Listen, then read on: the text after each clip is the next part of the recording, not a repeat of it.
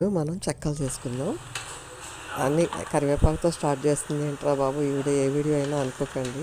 కరివేపాకు చాలా మంచిది. అందుకే ముందు కరివేపాకు, అల్లం, పచ్చిమిర్చి కొంచెం బరకగా మిక్సీలో పట్టుకోండి. అంటే మరీ పేస్ట్ లాగా కాకుండా చేసుకోండి. అలాగే ముందు శనగపప్పు కాస్త నానబెట్టుకొని ముందే పెట్టుకోండి. తర్వాత నీళ్ళు మరిగినప్పుడు ఈ కాస్తంత శనగపప్పు కూడా వేసి 1 నిమిషం ఉడకనిచ్చి ఆ నీళ్ళలోనే ఒక 2 చెంచాలు నూనె వేసి ఉంచండి. తర్వాత నీళ్ళు మరిగినప్పుడు కొంచెం కొద్దిగా పిండి వేసి మనం ఉప్మా ఎలా చేసుకుంటామో అట్లాగా కొద్దిగా పిండి వేసి అట్లాగా తిప్పేసేయండి. అలాగా నెమ్మదిగా ముద్దంతా అయిపోయిన తర్వాత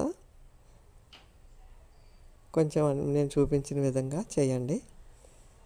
ఆ తర్వాత అన్నీ మొత్తం అన్నీ ఉండలు చేసుకొని ఇట్లాగా నూనె పొయ్యి మీద కళాయి వేసి నూనె మరిగినప్పుడు ఇవన్నీ పాల కవర్ కానీ నూనె కవర్ కానీ తీసుకుని